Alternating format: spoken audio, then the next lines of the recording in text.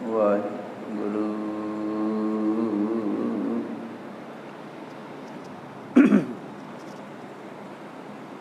ਸਾਹਿਬ JIO.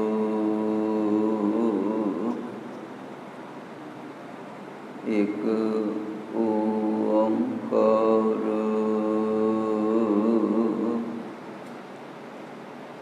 ਸਤਿਗੁਰ ਪ੍ਰਸਾਦ। ਸ਼੍ਰੀ ਨਾਨਕ ਪਦ ਪੰਕਜ ਬੰਦਨ, ਪਦ ਪੰਕਜ ਬੰਦਨ। ਸਿਮਰੋ ਅੰਗਦ ਦੁਖ, ਗੁਰ ਅਮਰਦਾਸ ਹਿਰਦੈ ਨਿਤ ਧਿਆਉ ਜੀ, ਹਿਰਦੈ ਨਿਤ ਧਿਆਉ।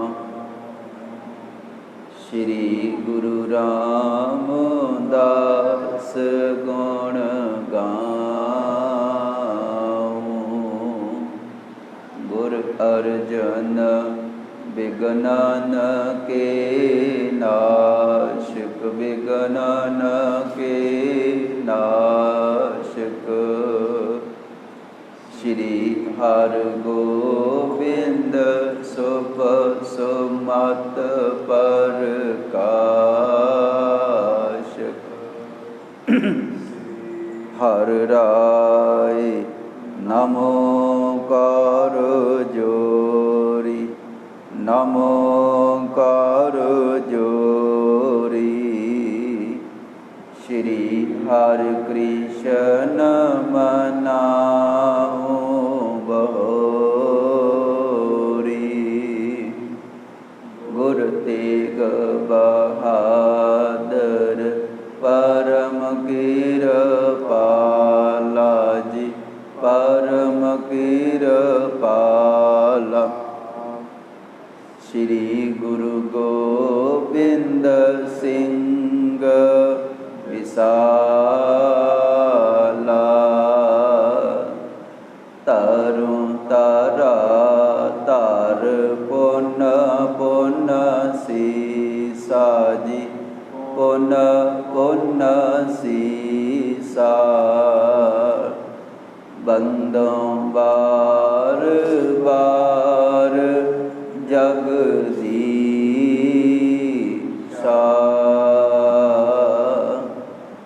ਜਿਸ ਮੈਂ ਅੰਮ੍ਰਿਤ ਗਿਆਨ ਹੈ,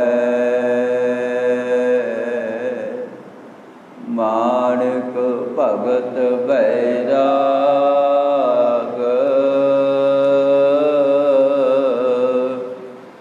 ਸ਼੍ਰੀ ਗੁਰੂ ਗ੍ਰੰਥ ਸਾਹਿਬ ਉਦਤ, ਬੰਦੋਂ ਕਰ ਅਨਰਾਗ। ਏਕ ਓੰਕਾਰਾ ਸਤਿਗੁਰੂ, ਤੇਹ ਪ੍ਰਸਾਦ ਸਚ ਹੋਏ। ਵਾਹਿਗੁਰੂ ਜੀ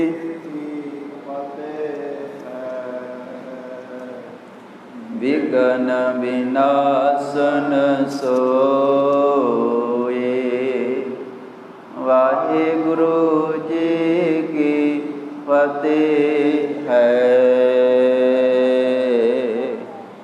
ਵਿਘਨ ਵਿਨਾਸ਼ਨ ਸੋਏ।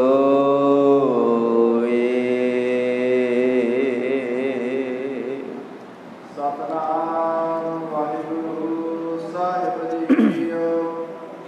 ਸ੍ਰੀ ਗੁਰੂ ਵਿਲਾਸ ਧਰਮ ਤੇ ਚੜ ਜਾਗ ਨ ਫੇਰ ਕਰਨ ਤੇ, ਗਨ ਜੀਵਨ ਜਗਤ ਉਧਾਰੈ, ਵਿਚਰਨ ਤੇ ਵਹਿਰ ਪ੍ਰਹਾਰੈ।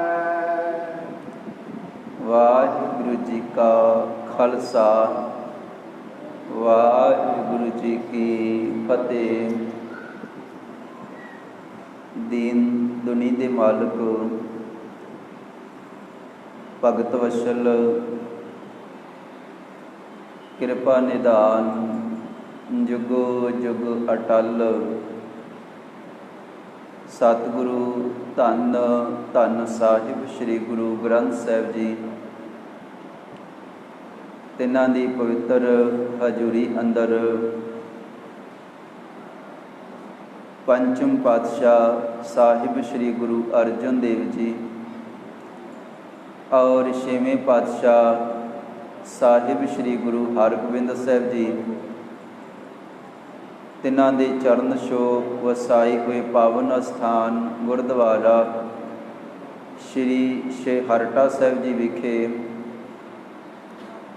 ਸ਼ਾਮ ਦੇ ਵੇਲੇ ਦੇ ਦੀਵਾਨਾਂ ਦੀ ਆਰੰਭਤਾ ਹੋਈ ਹੈ। ਸਤਿਗੁਰੂ ਜੀ ਬਖਸ਼ਿਸ਼ ਕਰਨ ਬੇਅੰਤ ਸੰਗਤ ਭਾਵਨਾ ਸਹਿਤ ਦੂਰ ਨੇੜੇ ਤੋਂ ਪਹੁੰਚ ਕਰਕੇ ਸੇਵਾ ਸਤ ਸੰਗਤ ਗੁਰੂ ਕੇ ਚਰਨਾਂ ਦੇ ਵਿੱਚ ਹਾਜ਼ਰੀਆਂ ਭਰ ਕੇ ਲਾਹਾ ਪ੍ਰਾਪਤ ਕਰ ਰਹੀ ਹੈ। ਸਤਿਗੁਰੂ ਜੀ ਰਹਿਮਤ ਕਰਨ, ਸਭਨਾਂ ਦੀ ਅਰਦਾਸ ਸੇਵਾ ਸਤ ਸੰਗਤ ਪ੍ਰਵਾਨ ਕਰਨ। ਆਰੰਭਤਾ ਦੇ ਵਿੱਚ ਆਪਾਂ ਗੁਰ ਇਤਿਹਾਸ ਦੀ ਕਥਾ ਵਿਚਾਰ ਸਰਵਣ ਕਰਕੇ ਲਾਹਾ ਪ੍ਰਾਪਤ ਕਰਦੇ ਹਾਂ। ਸਮਾਂ ਹੋ ਚੁੱਕਾ ਹੈ, ਆਓ ਲੜੀਵਾਰ ਛੇਵੇਂ ਪਾਤਸ਼ਾਹ ਧੰਨ ਗੁਰੂ ਹਰਗੋਬਿੰਦ ਸਾਹਿਬ ਜੀ ਦਾ ਜੀਵਨ ਚੱਲ ਰਿਹਾ ਹੈ ਤੇ ਕੁਝ ਕੁ ਬਚਨ ਪਾਤਸ਼ਾਹ ਜੀ ਦੇ ਜੀਵਨ ਦੇ ਵਿੱਚੋਂ ਸਰਵਣ ਕਰੀਏ ਤੇ ਲਾਸਟ ਦੇ ਵਿੱਚ ਕੁਝ ਕੁ ਬਚਨ ਸਿੱਖ ਰਾਜ ਦੀ ਸ਼ਾਨ ਬਾਦਸ਼ਾਹ ਮਹਾਰਾਜਾ ਰਣਜੀਤ ਸਿੰਘ, ਤਿੰਨਾਂ ਦੇ ਜੀਵਨ ਦੇ ਵੀ ਕੁਝ ਕੁ ਬਚਨ ਆਪਾਂ ਸਾਂਝੇ ਕਰਾਂਗੇ। ਪਿਛਲੇ ਦੀਵਾਨਾਂ ਦੇ ਵਿੱਚ ਆਪਾਂ ਇਹ ਇਤਿਹਾਸ ਸਰਵਣ ਕੀਤਾ ਸੀਗਾ ਕਿ ਗਰੀਬ ਨਿਵਾਜ ਪਾਤਸ਼ਾਹ ਜੀ ਮਾਲਵੇ ਦੀ ਧਰਤੀ ਤੋਂ ਵਿਚਰ ਕੇ ਜੰਗ ਜਿੱਤ ਕੇ ਨਗਰਾਂ ਨੂੰ ਤਾਰਦੇ ਹੋਏ ਕਰਤਾਰਪੁਰ ਸਾਹਿਬ ਦੀ ਧਰਤੀ 'ਤੇ ਪਹੁੰਚੇ ਹਨ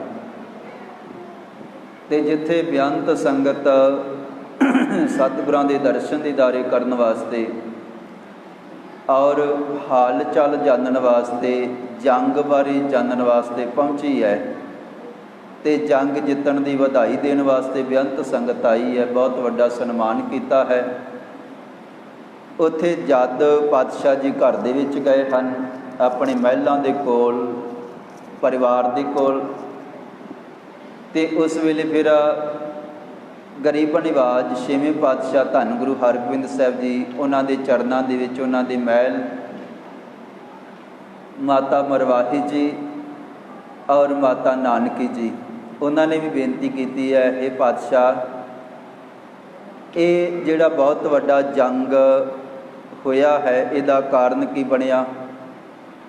ਸਤਿਗੁਰਾਂ ਨੇ ਸਾਰੀ ਗੱਲ ਦੱਸੀ ਹੈ ਕਿ ਭਾਈ 2 ਘੋੜੇ ਜਿਹੜੇ ਲਿਆਂਦੇ ਗਏ ਸਨ, ਕਦੇ ਬਾਦਸ਼ਾਹ ਦੇ ਅਹਿਲਕਾਰਾਂ ਨੇ ਖੋਹ ਲਏ, ਸਾਡਾ ਸੇਵਕ ਬਾਬਾ ਬਿਧੀ ਚੰਦ ਲੈ ਕਰਕੇ ਆਇਆ ਹੈ ਤੇ ਘੋੜੇ ਕਿਲੇ ਦੇ ਵਿੱਚੋਂ ਕੱਢੇ ਗਏ ਵਾਰੀ ਵਾਰੀ।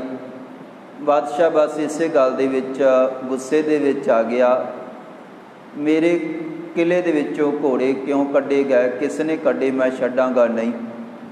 ਪਤਾ ਲੱਗਣ ਤੇ ਵੱਡੀ ਫੌਜ ਭੇਜੀ ਹੈ, ਇਸ ਕਰਕੇ ਜੰਗ ਹੋਇਆ ਹੈ। ਤੇ ਮਾਤਾ ਜੀ ਮਰਵਾਹੀ ਜੀ, ਮਾਤਾ ਜੀ ਮਾਤਾ ਨਾਨਕੀ ਜੀ ਔਰ ਪਾਤਸ਼ਾਹ ਜੀ ਦੇ ਚਾਰੋਂ ਸਾਹਿਬਜ਼ਾਦੇ ਇਹ ਬਚਨ ਸੁਣ ਕੇ ਬੜੇ ਹੈਰਾਨ ਹੋਏ। ਬਾਬਾ ਬਿਧੀ ਚੰਦ ਜੀ ਦੇ ਕਾਰਨਾਮੇ, ਬਾਦਸ਼ਾਹ ਦੇ ਕਿਲੇ ਦੇ ਵਿੱਚੋਂ ਘੋੜੇ ਕੱਢਣੇ, ਤੇ ਮਾਤਾ ਮਰਵਾਹੀ ਜੀ ਤੇ ਮਾਤਾ ਨਾਨਕੀ ਜੀ ਕਹਿਣ ਲੱਗੇ ਬਾਬਾ ਬਿਧੀ ਚੰਦ ਜੀ ਨੂੰ ਇੱਥੇ ਬੁਲਾਵੋ ਤੇ ਅਸੀਂ ਉਹਨਾਂ ਦੇ ਕੋਲੋਂ ਸੁਣਨਾ ਚਾਹੁੰਦੇ ਹਾਂ ਕਿ ਉਹਨਾਂ ਨੇ ਕਿਵੇਂ ਸਿੱਖੀ ਗ੍ਰਹਿਣ ਕੀਤੀ, ਕਿਵੇਂ ਸਿੱਖ ਧਰਮ ਦੇ ਵਿੱਚ ਆਏ। ਬਾਬਾ ਬਿਧੀ ਚੰਦ ਜੀ ਨੇ ਜਿੱਥੇ ਲਾਹੌਰ ਦਾ ਸਾਰਾ ਜਿਹੜਾ ਉਹ ਵਾਕਾ ਸੁਣਾਇਆ ਹੈ, ਉੱਥੇ ਫਿਰ ਇਹ ਵੀ ਗੱਲ ਸੁਣਾਈ ਹੈ। ਕਹਿਣ ਲੱਗਾ ਪਹਿਲਾਂ ਮੈਂ ਚੋਰ ਸੀਗਾ, ਇੱਕ ਸਧਾਰਨ ਪੁਰਸ਼ ਸੀਗਾ, ਬੜੇ ਛਲ ਕਪਟ ਕੀਤੇ, ਬੜੀਆਂ ਚਤੁਰਾਈਆਂ ਕੀਤੀਆਂ, ਇੱਕ ਵਾਰੀ ਮੈਂ ਮੱਝਾਂ ਦੀ ਚੋਰੀ ਕੀਤੀ ਤੇ ਨਗਰ ਵਾਲਿਆਂ ਨੂੰ ਪਤਾ ਲੱਗ ਗਿਆ। ਮੈਂ ਮੱਝਾਂ ਲੈ ਕਰਕੇ ਜਾ ਰਿਹਾ ਸੀਗਾ, ਉਹ ਪਿੱਛੇ ਪਿੱਛੇ ਆ ਰਹੇ ਸਨ ਤੇ ਥੋੜ੍ਹਾ ਹੀ ਫਾਸਲਾ ਰਹਿ ਗਿਆ। ਤੇ ਜਦੋਂ ਚੋਲਾ ਨਗਰ ਆਇਆ ਤੇ ਨਗਰ ਤੋਂ ਬਾਹਰ ਇੱਕ ਤਲਾਬ ਬਣਿਆ ਹੋਇਆ ਸੀ, ਮੱਝਾਂ ਉਹਦੇ ਵਿੱਚ ਵਾੜ ਦਿੱਤੀਆਂ ਤੇ ਆਪ ਮੈਂ ਪਤਾ ਲੱਗਿਆ ਇੱਥੇ ਗੁਰੂ ਕਾ ਸਿੱਖ ਭਾਈ ਅਦਲੀ ਜੀ, ਮੈਂ ਉਹਨਾਂ ਦੇ ਪਾਸ ਚਲਿਆ ਗਿਆ। ਬੇਨਤੀ ਕੀਤੀ ਸੀ, ਤੁਸੀਂ ਗੁਰੂ ਦੇ ਸਿੱਖ ਹੋ ਤੇ ਮੇਰੇ ਪਿੱਛੇ ਬਹੁਤ ਵੱਡੀ ਜਿਹੜੀ ਵੈਰ ਹੈ ਉਹ ਲੱਗੀ ਹੋਈ ਹੈ, ਬੜੇ ਲੋਕ ਆ ਰਹੇ ਹਨ, ਮੈਂ ਪਕੜਿਆ ਜਾਵਾਂਗਾ, ਬੇਇੱਜ਼ਤ ਹੋਵਾਂਗਾ, ਇਸ ਕਰਕੇ ਮੈਂ ਗੁਨਾਹਗਾਰ ਹਾਂ, ਗਲਤੀ ਕੀਤੀ ਹੈ, ਪਰ ਤੁਸੀਂ ਗੁਰੂ ਕੇ ਸਿੱਖ ਹੋ, ਜੇ ਮੇਰੀ ਇਸ ਵਾਰੀ ਲਾਜ ਰੱਖ ਲਓ ਤੇ ਮੈਂ ਗਾਂ ਤੋਂ ਇਹ ਭੁੱਲ ਨਹੀਂ ਕਰਾਂਗਾ, ਸਿੱਖ ਬਣਾਂਗਾ। ਭਾਈ ਅਦਲੀ ਜੀ ਨੇ ਬਾਬਾ ਬਿਧੀ ਚੰਦ ਜੀ ਨੂੰ ਸੰਗਤ ਵਿੱਚ ਬਿਠਾ ਦਿੱਤਾ ਹੈ। ਕਹਿਣ ਲੱਗੇ ਪਾਤਸ਼ਾਹ ਗੁਰੂ ਅਰਜਨ ਦੇਵ ਜੀ 'ਤੇ ਭਰੋਸਾ ਰੱਖੋ। ਉੱਧਰੋਂ ਉਹ ਲੋਕ ਆ ਗਏ, ਭਾਈ ਅਦਲੀ ਜੀ ਨੂੰ ਪੁੱਛਦੇ ਹਨ ਕਿ ਮੱਝਾਂ ਕਿੱਥੇ ਹਨ। ਇੱਧਰ ਇੱਕ ਪੁਰਸ਼ ਆਇਆ ਹੈ ਤੇ ਉਹ ਕਹਿਣ ਲੱਗੇ ਕਿ ਨਹੀਂ, ਇੱਥੇ ਤਾਂ ਸਾਰੇ ਗੁਰੂ ਕੇ ਪਿਆਰੇ ਸਿੱਖ ਹਨ, ਆਓ ਤਲਾਬ ਦੇ ਵਿੱਚ ਮੱਝਾਂ ਹਨ, ਜਾ ਕੇ ਦੇਖ ਲਓ। ਉਹਨਾਂ ਨੇ ਦੇਖਿਆ ਤੇ ਕਹਿਣ ਲੱਗੇ ਮੱਝਾਂ ਸਾਡੀਆਂ ਹੈ ਨਹੀਂ। ਤੇ ਇਸ ਤਰ੍ਹਾਂ ਫਿਰ ਭਾਈ ਅਦਲੀ ਜੀ ਦੀ ਸੰਗਤ ਵਿੱਚ ਰਹਿਣ ਕਰਕੇ ਬਾਬਾ ਬਿਧੀ ਚੰਦ ਦਾ ਉਹਨਾਂ ਲੋਕਾਂ ਦੇ ਕੋਲੋਂ ਬਚਾਅ ਹੋ ਗਿਆ। ਤੇ ਬਾਬਾ ਬਿਧੀ ਚੰਦ ਜੀ ਫਿਰ ਪੰਚਮ ਪਾਤਸ਼ਾਹ ਧੰਨ ਗੁਰੂ ਅਰਜਨ ਦੇਵ ਜੀ 'ਤੇ ਭਰੋਸਾ ਰੱਖਿਆ ਹੈ, ਚਰਨਾਂ ਦੇ ਵਿੱਚ ਧਿਆਨ ਜੋੜਿਆ ਹੈ, ਸਤਿਗੁਰਾਂ ਨੇ ਲਾਜਪਤ ਰੱਖੀ ਹੈ ਤੇ ਬਾਬਾ ਬਿਧੀ ਚੰਦ ਭਾਈ ਅਦਲੀ ਜੀ ਦੀ ਸੰਗਤ ਕਰਕੇ ਸਤਿਗੁਰਾਂ ਦੇ ਚਰਨਾਂ ਦੇ ਨਾਲ ਜੁੜ ਗਿਆ ਸੀਗਾ। ਇਹ ਸਾਰਾ ਫਿਰ ਹਾਲ ਕਿਵੇਂ ਗੁਰੂ ਘਰ ਦੇ ਵਿੱਚ ਆਇਆ, ਕਿਵੇਂ ਸੰਗਤ ਪ੍ਰਾਪਤ ਹੋਈ ਹੈ, ਇਹ ਸਾਰਾ ਕੁਝ ਬਾਬਾ ਬਿਧੀ ਚੰਦ ਜੀ ਨੇ ਸੁਣਾਇਆ ਹੈ। ਤੇ ਸਤਿਗੁਰਾਂ ਦੇ ਸੁਪੁੱਤਰ ਗੁਰੂ ਕੇ ਮਹਿਲ ਤੇ ਬੈਠੀ ਹੋਈ ਹੋਰ ਸੰਗਤ ਨਿਹਾਲ ਹੋਈ ਹੈ। ਇਹ ਕੱਲ੍ਹ ਦੇ ਦੀਵਾਨ ਦੇ ਵਿੱਚ ਆਪਾਂ ਇਹ ਸਾਰਾ ਇਤਿਹਾਸ ਸਰਵਣ ਕੀਤਾ ਸੀਗਾ। ਆਓ ਅਗਲੇਰਾ ਜਿਹੜਾ ਇਤਿਹਾਸ ਹੈ, ਛੇਵੇਂ ਪਾਤਸ਼ਾਹ ਜੀ ਕਰਤਾਰਪੁਰ ਸਾਹਿਬ ਦੀ ਧਰਤੀ 'ਤੇ ਹਨ ਤੇ ਉੱਥੇ ਹੁਣ ਅਗਲੇਰਾ ਜਿਹੜਾ ਇਤਿਹਾਸ ਹੈ ਉਹ ਭਾਵਨਾ ਸਹਿਤ ਸਰਵਣ ਕਰਦੇ ਹਾਂ। ਇੱਕ ਵਾਰੀ ਗੁਰੂ ਕੇ ਚਰਨਾਂ ਦੇ ਵਿੱਚ ਹਾਜ਼ਰੀ ਲਵਾਉਂਦੇ ਹੋਏ ਫਤਿਹ ਦੀ ਸਾਂਝ ਕਰੋ ਜੀ। ਵਾਹਿਗੁਰੂ ਜੀ ਕਾ ਖਾਲਸਾ, ਵਾਹਿਗੁਰੂ ਜੀ ਕੀ ਫਤਿਹ। ਸ੍ਰੀ ਗੁਰੂ ਬਿਲਾਸ ਧਰਨ ਤੇ ਚੜ ਜਾਤ ਆਖੇਰ ਕਰਨ ਤੇ। ਸਹਿਬ ਪਾਤਸ਼ਾਹ ਧੰਨ ਗੁਰੂ ਹਰਗੋਬਿੰਦ ਸਾਹਿਬ ਜੀ ਸ਼੍ਰੀ ਕਰਤਾਰਪੁਰ ਸਾਹਿਬ ਦੀ ਧਰਤੀ 'ਤੇ ਰਹਿ ਰਹੇ ਹਨ। ਉੱਥੇ ਟਿਕਾਣਾ ਕੀਤਾ ਹੋਇਆ ਹੈ।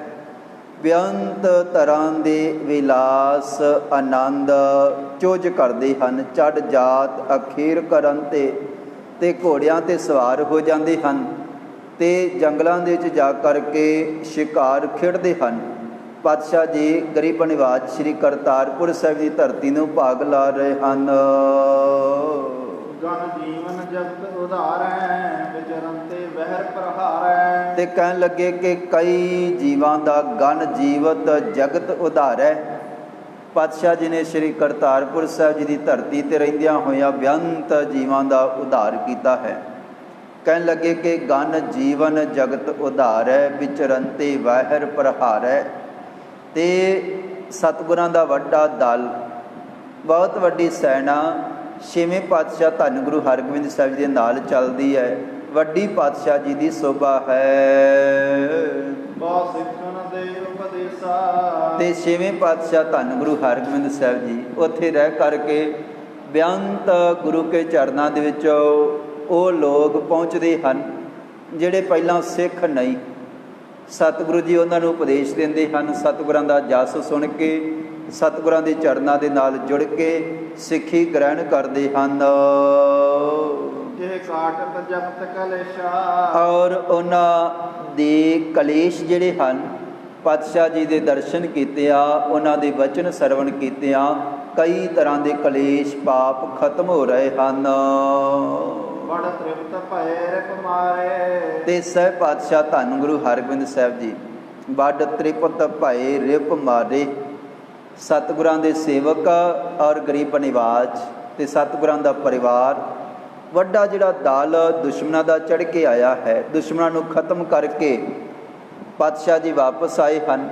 ਤੇ ਇਸ ਗੱਲ ਦੀ ਸਾਰਿਆਂ ਨੂੰ, ਸਿੱਖਾਂ ਨੂੰ, ਯੋਧਿਆਂ ਨੂੰ ਔਰ ਸੰਗਤ ਨੂੰ ਬਹੁਤ ਭਾਰੀ ਖੁਸ਼ੀ ਹੈ।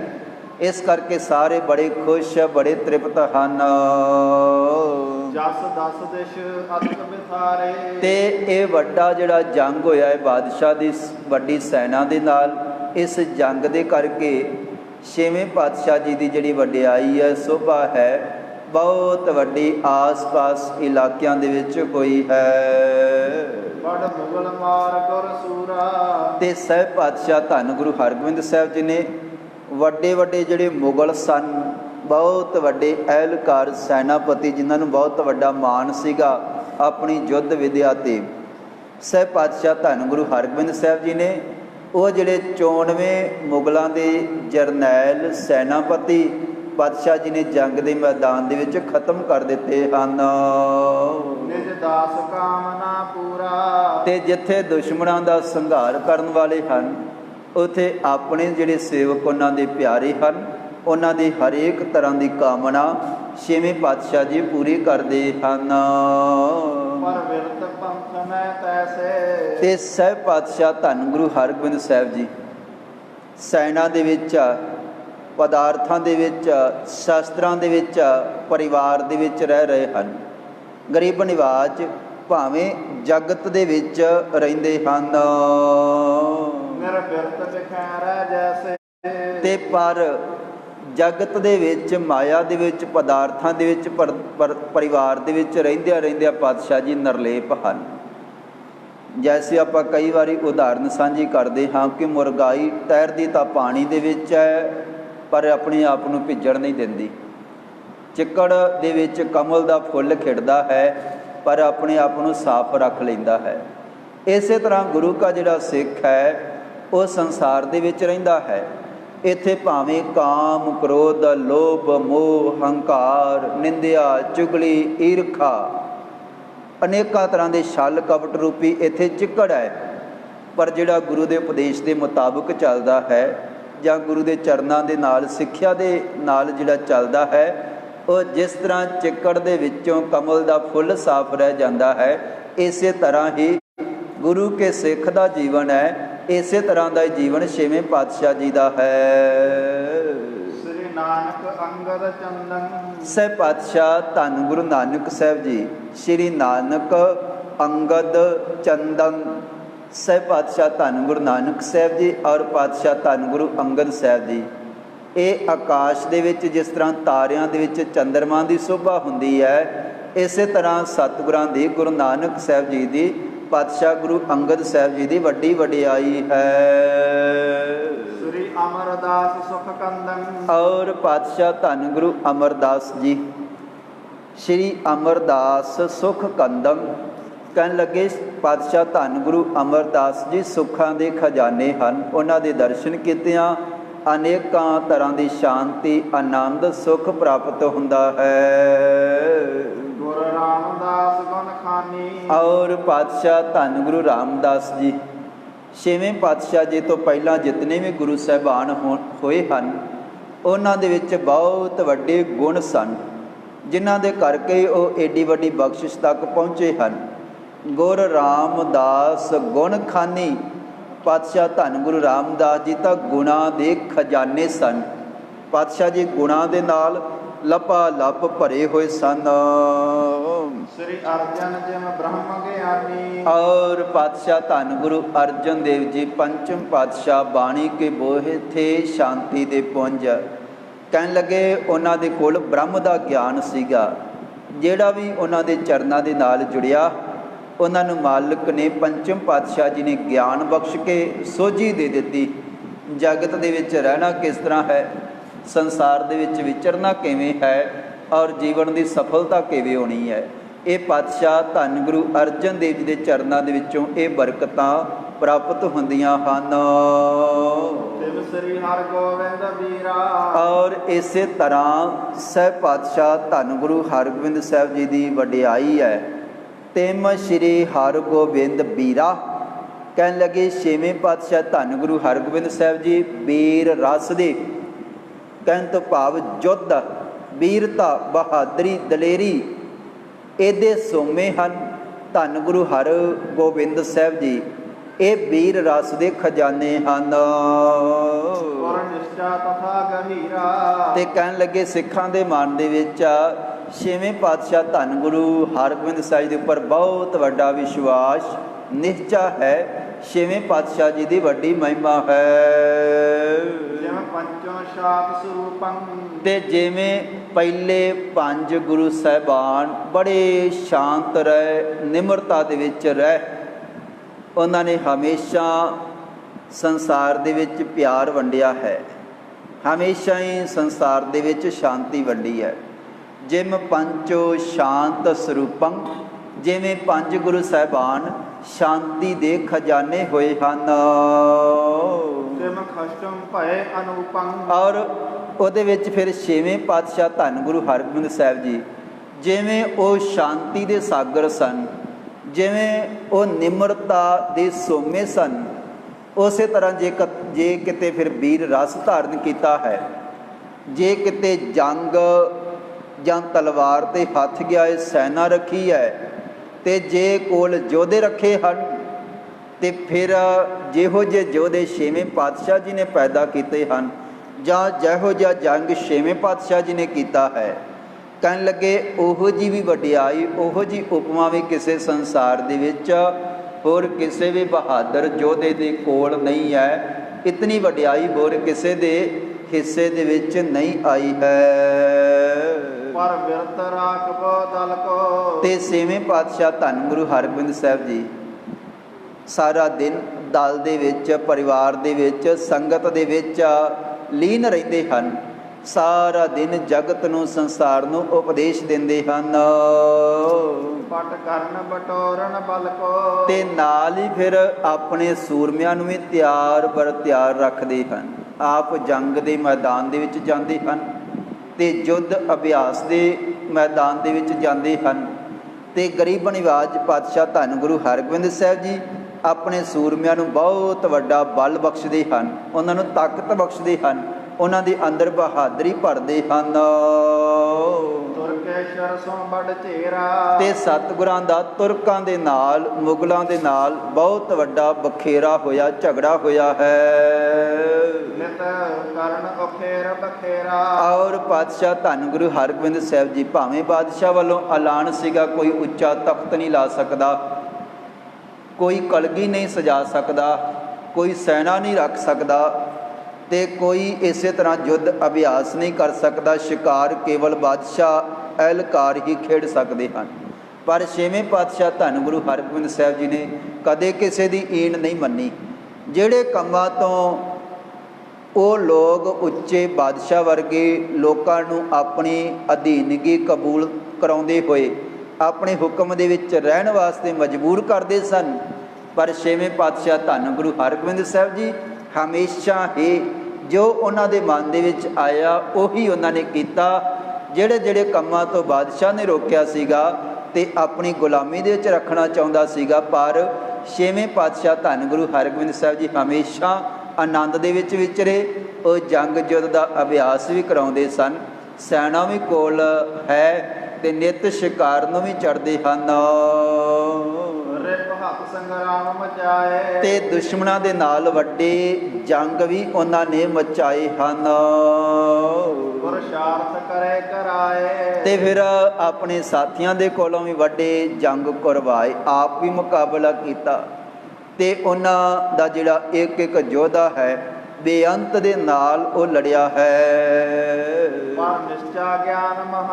ਔਰ ਛੇਵੇਂ ਪਾਤਸ਼ਾਹ ਧੰਨ ਗੁਰੂ ਹਰਗੋਬਿੰਦ ਸਾਹਿਬ ਜੀ ਵੀ ਬਾਕੀ ਗੁਰੂ ਸਾਹਿਬਾਨਾਂ ਦੇ ਵਾਂਗ, ਜਿੱਥੇ ਉਹਨਾਂ ਦੇ ਕੋਲ ਵੀਰ ਰਸ ਹੈ, ਜਿੱਥੇ ਉਹਨਾਂ ਦੇ ਕੋਲ ਯੁੱਧ ਕਲਾ ਹੈ, ਤੇ ਥੋੜ੍ਹਾ ਸਮਾਂ ਹੋਇਆ ਭਾਵੇਂ ਸੈਨਾ ਰੱਖੀ ਨੂੰ, ਤਲਵਾਰਾਂ ਪਹਿਨੀਆਂ ਨੂੰ, ਪਰ ਵੱਡੇ ਵੱਡੇ ਤਜਰਬੇਕਾਰ ਜਰਨੈਲਾਂ ਨੂੰ ਹਰਾ ਦਿੱਤਾ ਹੈ।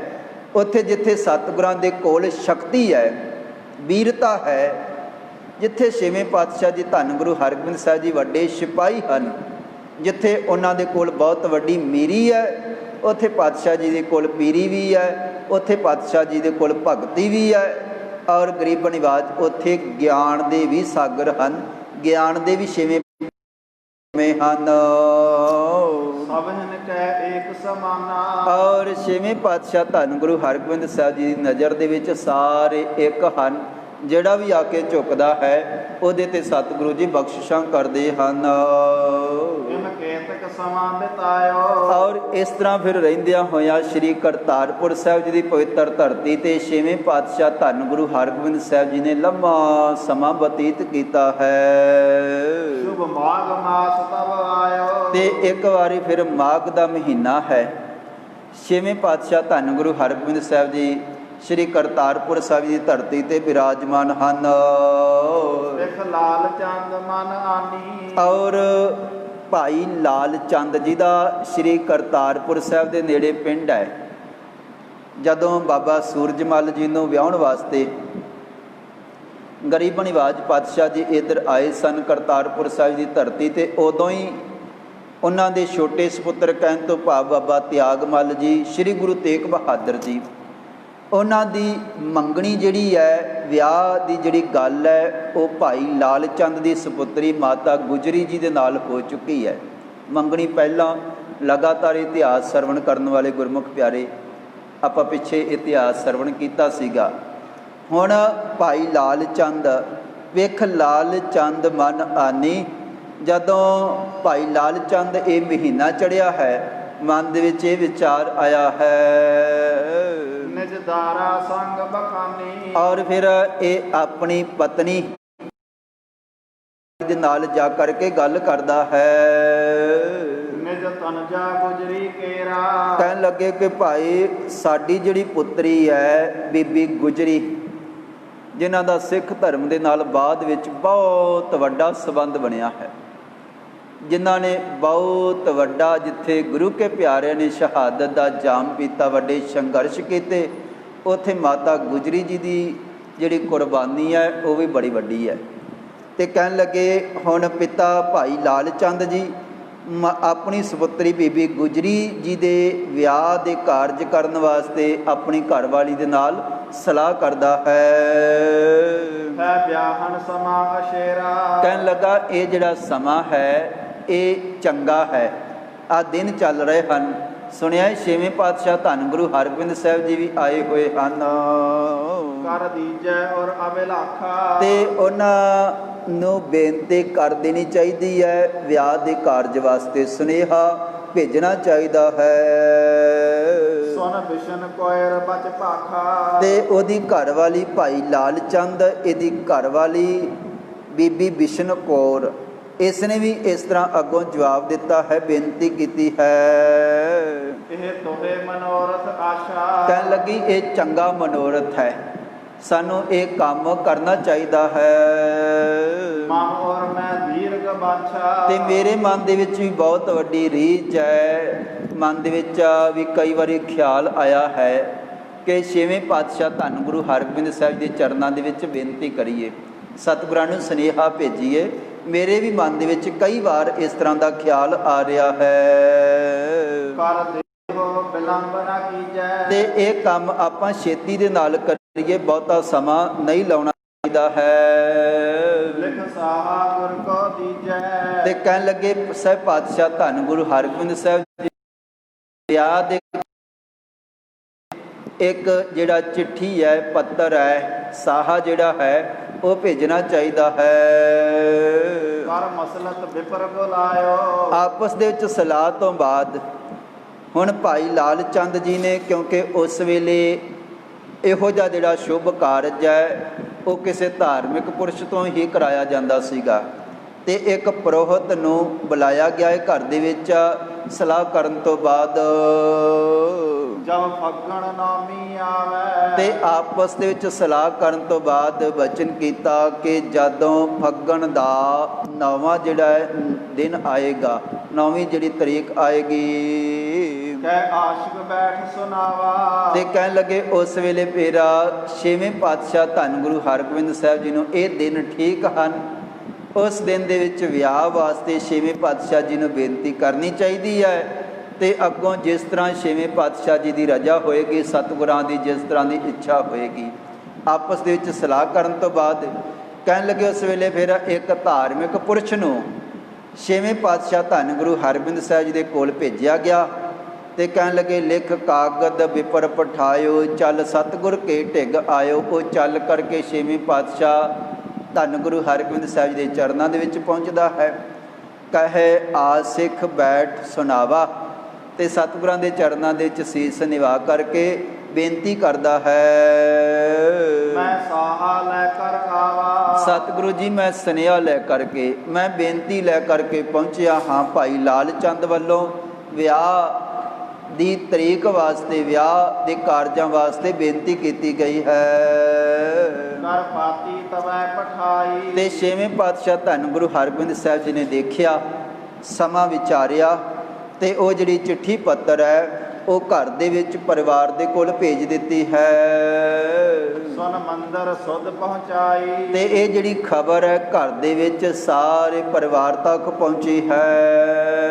ਤਿਨ ਰੀਤ ਕਰੀ ਕੁਲ ਜੇਤੀ, ਤੇ ਫਿਰ ਘਰ ਦੇ ਵਿੱਚ ਇਹ ਖਬਰ ਆਉਣ ਤੋਂ ਬਾਅਦ ਤਿਆਰੀਆਂ ਜਿਹੜੀਆਂ ਹਨ, ਨੌਵੇਂ ਪਾਤਸ਼ਾਹ ਜਿਨ੍ਹਾਂ ਨੇ ਅਗਾਂਹ ਜਾ ਕਰਕੇ ਨੌਵੇਂ ਗੁਰੂ ਵਜੋਂ ਸਿੱਖ ਧਰਮ ਦੀ ਵੱਡੀ ਜਿਹੜੀ ਸੇਵਾ ਹੈ, ਅਗਵਾਈ ਕਰਨੀ ਹੈ। ਸਹਿਬ ਪਾਤਸ਼ਾਹ ਧੰਨ ਗੁਰੂ ਹਰਗੋਬਿੰਦ ਸਾਹਿਬ ਜੀ ਦੇ ਛੋਟੇ ਸਪੁੱਤਰ ਗੁਰੂ ਤੇਗ ਬਹਾਦਰ ਜੀ, ਇਹਨਾਂ ਦੇ ਵਿਆਹ ਦੀ ਜਿਹੜੀ ਕਾਰਜ ਹੈ, ਤਿਆਰੀ ਜਿਹੜੇ ਹਨ, ਉਹਦੀ ਆਰੰਭਤਾ ਹੋਈ ਹੈ।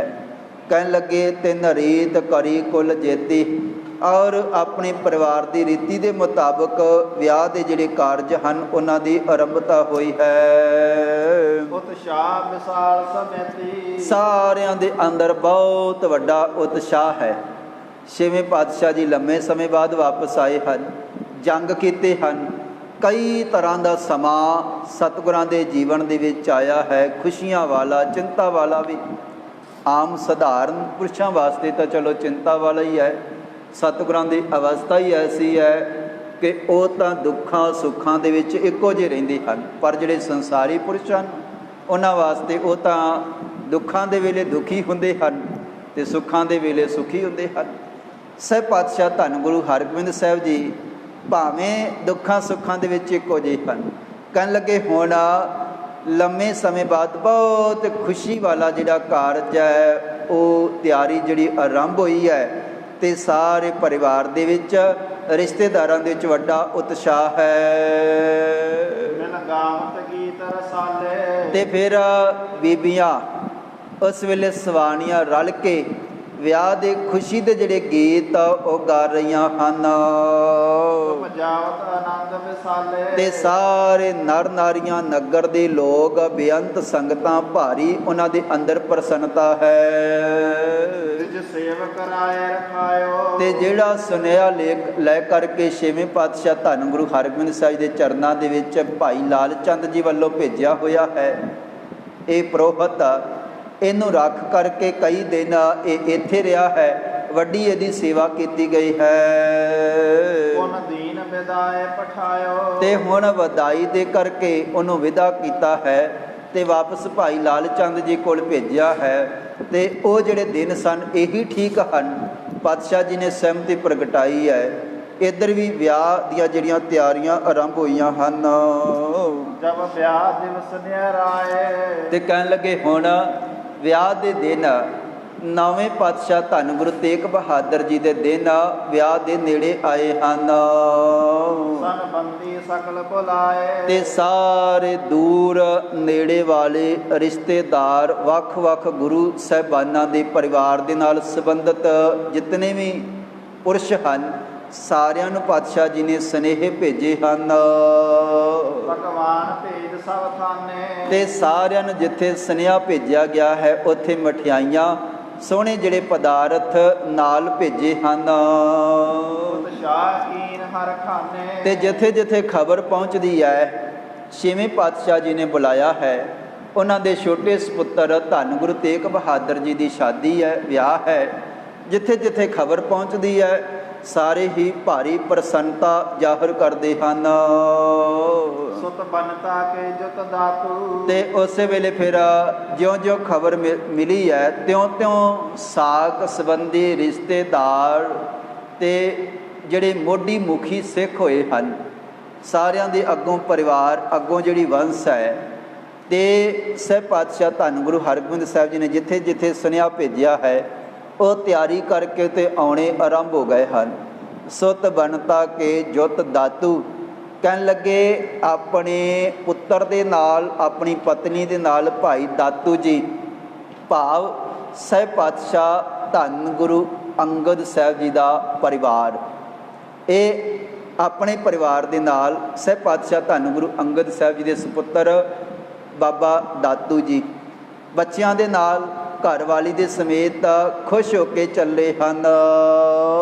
ਗੁਰ ਅਮਰ ਬੰਸ ਹਰ ਖਾਤੂ। ਔਰ ਇਸੇ ਤਰ੍ਹਾਂ ਸਹਿਬ ਪਾਤਸ਼ਾਹ ਧੰਨ ਗੁਰੂ ਅਮਰਦਾਸ ਜੀ ਦੀ ਵੰਸ਼ ਔਰ ਸਤਿਗੁਰਾਂ ਦੇ ਚਰਨਾਂ ਦੇ ਨਾਲ ਪਿਆਰ ਕਰਨ ਵਾਲੇ ਉਹਨਾਂ ਤੱਕ ਵੀ ਸੁਨੇਹਾ ਪਹੁੰਚਿਆ ਹੈ। ਗੁਰ ਸਸੁਰ ਆਏ ਹਰ ਚੰਦੂ। ਔਰ ਛੇ ਪਾਤਸ਼ਾਹ ਧੰਨ ਗੁਰੂ ਹਰਗੋਬਿੰਦ ਸਾਹਿਬ ਜੀ ਦੇ ਸਹੁਰਾ ਜੀ ਭਾਈ ਚੰਦ ਹਰੀ ਚੰਦ ਬੜੇ ਪਿਆਰ ਦੇ ਨਾਲ ਉਹਨਾਂ ਨੇ ਵੀ ਤਿਆਰੀ ਕੀਤੀ ਹੈ। ਲਖ ਦੋਹਤ ਵਿਆਹ ਆਨੰਦੂ। ਆਪਣੇ ਦੋਤੇ ਦੇ ਵਿਆਹ ਦੀ ਖਬਰ ਸੁਣ ਕਰਕੇ ਇਹ ਪਰਿਵਾਰ ਵੀ ਭਾਰੀ ਖੁਸ਼ ਹੋਇਆ ਹੈ, ਤਿਆਰੀ ਕਰਕੇ ਚੱਲਿਆ ਹੈ। ਧਨ ਬਨ ਤਾਲੇ ਪਰਿਵਾਰਾ। ਤੇ ਬਹੁਤ ਸਾਰਾ ਧਨ ਤੇ ਆਪਣੇ ਪਰਿਵਾਰ ਨੂੰ, ਘਰ ਵਾਲੀ ਨੂੰ ਨਾਲ ਲੈ ਕੇ ਇਹ ਚੱਲੇ ਹਨ। ਚਲ ਆਏ ਪੁਰ ਕਰਤਾਰਾ। ਤੇ ਸ਼੍ਰੀ ਕਰਤਾਰਪੁਰ ਸਾਹਿਬ ਦੀ ਧਰਤੀ ਤੇ ਇਸੇ ਤਰ੍ਹਾਂ ਵੱਖ-ਵੱਖ ਗੁਰੂ ਸਾਹਿਬਾਨਾਂ ਦੇ ਪਰਿਵਾਰ, ਰਿਸ਼ਤੇਦਾਰ ਆਏ ਪਹੁੰਚੇ ਹਨ। ਸਰ ਸੁਦਾ ਸ਼ੋਰ ਨਰ ਔਰੀ। ਤੇ ਅੰਮ੍ਰਿਤਸਰ ਦੀ ਧਰਤੀ, ਇੱਥੇ ਬਹੁਤ ਸਾਰੇ ਗੁਰੂ ਕੇ ਪਿਆਰੇ ਪ੍ਰੇਮੀ ਜਨ ਰਹਿ ਰਹੇ ਹਨ। ਉਹਨਾਂ ਦੇ ਵਿੱਚੋਂ ਕਹਿਣ ਲੱਗੇ ਕਿ ਸੁਰ ਸੁਦਾ ਛੋਰ ਔਰੀ ਹਰਚੰਦ, ਹਰੀਚੰਦ ਸੰਗਤ ਤਿਸ ਠੌਰੀ। ਭਾਈ ਹਰੀਚੰਦ ਉੱਥੇ ਰਹਿ ਰਿਹਾ ਹੈ ਅੰਮ੍ਰਿਤਸਰ ਸਾਹਿਬ ਦੀ ਧਰਤੀ ਤੇ ਸਣੇ ਪਰਿਵਾਰ ਦੇ ਇਹ ਵੀ ਹਾਜ਼ਰ ਹੋਏ ਹਨ। ਸਭ ਦਰਸ਼ਨ ਗੁਰ ਕੇ ਆਏ। ਤੇ ਸਾਰੇ ਜਿੱਥੇ ਇਹ ਖੁਸ਼ੀ ਹੈ ਕਿ ਗੁਰੂ ਤੇਗ ਬਹਾਦਰ ਜੀ ਦੇ ਵਿਆਹ ਦੇ ਕਾਰਜਾਂ ਦੇ ਵਿੱਚ ਸ਼ਾਮਲ ਹੋਵਾਂਗੇ, ਉੱਥੇ ਨਾਲ ਛੇਵੇਂ ਪਾਤਸ਼ਾਹ ਧੰਨ ਗੁਰੂ ਹਰਗੋਬਿੰਦ ਸਾਹਿਬ ਦੇ ਦਰਸ਼ਨ ਹੋਣਗੇ। ਗਰੀਬ ਨਿਵਾਜ ਸਤਿਗੁਰਾਂ ਨੂੰ ਮਿਲ ਕੇ ਆਵਾਂਗੇ। ਸਾਰਿਆਂ ਦੇ ਮਨ ਦੇ ਵਿੱਚ ਭਾਰੀ ਖੁਸ਼ੀ ਹੈ।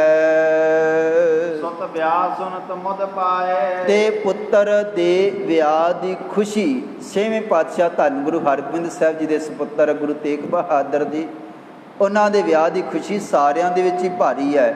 ਸਾਰੇ ਪ੍ਰਸੰਨ ਹੋਏ ਹਨ। ਯੁਤ ਭਾਗਨ ਆਇਓ ਦੁਆਰਾ। ਔਰ ਇਸੇ ਤਰ੍ਹਾਂ ਗੁਰੂ ਕਾ ਪਿਆਰਾ ਸਿੱਖ ਭਾਈ ਦੁਬਾਰਾ ਆਪਣੇ ਪਰਿਵਾਰ ਸਮੇਤ, ਘਰ ਵਾਲੀ ਸਮੇਤ ਚੱਲਿਆ ਹੈ। ਲੈ ਰਾਮਾ ਆਪਣੀ ਦਾਰਾ। ਔਰ ਭਾਈ ਰਾਮਾ ਜੀ ਇਹ ਵੀ ਆਪਣੀ ਪਤਨੀ ਦੇ ਨਾਲ ਪਹੁੰਚਿਆ ਹੈ। ਸੁਨ ਜੋਧ ਰਾਏ ਨਰ ਗਣ ਕੋ। ਔਰ ਇਸੇ ਤਰ੍ਹਾਂ ਰਾਏ ਜੋਧ ਸ਼ਾਹ ਜਿਹਨੇ ਹੁਣੇ ਜੰਗ ਦੇ ਵਿੱਚ ਬਹੁਤ ਵੱਡਾ ਸਾਥ ਦਿੱਤਾ ਹੈ, ਤੇ ਜਿਹੜਾ ਆਪ ਛੇਵੇਂ ਪਾਤਸ਼ਾਹ ਧੰਨ ਗੁਰੂ ਹਰਗੋਬਿੰਦ ਸਾਹਿਬ ਜੀ ਦਾ ਜਰਨੈਲ ਬਣ ਕੇ ਜੰਗ ਲੜਿਆ, ਫੱਟ ਵੀ ਲੱਗੇ ਸਨ ਸਰੀਰ ਦੇ ਉੱਪਰ ਕਈ, ਤੇ ਬਹੁਤ ਖੁਸ਼ੀ ਹੈ ਛੇਵੇਂ ਪਾਤਸ਼ਾਹ ਜੀ ਦੇ ਚਰਨਾਂ ਦੇ ਨਾਲ ਜੁੜਨ ਦੀ। ਔਰ ਇਹਦੀ ਜਿਹੜੀ ਘਰ ਵਾਲੀ ਹੈ ਉਹ ਪਹਿਲਾਂ ਹੀ, ਇਹਦੇ ਤੋਂ ਵੀ ਪਹਿਲਾਂ ਸਤਿਗੁਰਾਂ ਦੇ ਚਰਨਾਂ ਦੇ ਨਾਲ ਜੁੜੀ ਹੋਈ ਹੈ। ਉਹਨੂੰ ਆਪਣੇ ਪੇਕੇ ਪਰਿਵਾਰ ਤੋਂ ਹੀ ਸਿੱਖੀ ਦੀ ਦਾਤ ਜਿਹੜੀ ਉਹ ਮਿਲੀ ਹੋਈ ਹੈ। ਅਗਾਂਹ ਸਹੁਰਾ ਪਰਿਵਾਰ ਵੀ ਇਹਦੇ ਕਰਕੇ ਹੀ ਗੁਰੂ ਕੇ ਚਰਨਾਂ ਦੇ ਨਾਲ ਜੁੜਿਆ ਹੈ। ਤੇ ਇਹ ਨਵੇਂ ਭਾਈ ਰਾਏ ਜੋਧ ਸ਼ਾਹ ਸਤਿਗੁਰਾਂ ਦੇ ਚਰਨਾਂ ਦੇ ਨਾਲ ਜੁੜੇ ਹਨ। ਬੜਾ ਪ੍ਰੇਮ ਵੀ ਸੀਗਾ, ਪਾਤਸ਼ਾਹ ਜੀ ਦੇ ਨਾਲ ਜਾਣ ਦੀ ਇੱਛਾ ਰੱਖਦੇ ਸਨ। ਸਤਿਗੁਰਾਂ ਨੇ ਬਚਨ ਕੀਤਾ ਸੀਗਾ, ਕਹਿਣ ਲੱਗੇ ਅਸੀਂ ਤੁਹਾਨੂੰ ਛੇਤੀ ਬੁਲਾਵਾਂਗੇ। ਹੁਣ ਪਾਤਸ਼ਾਹ ਜੀ ਨੇ ਰਾਏ ਜੋਧ ਸ਼ਾਹ ਨੂੰ ਵੀ ਸੱਦਿਆ ਹੈ, ਔਰ ਇਹ ਵੀ ਆਪਣੇ ਅਨੇਕਾਂ ਸਾਥੀ ਲੈ ਕਰਕੇ ਪਹੁੰਚਿਆ ਹੈ।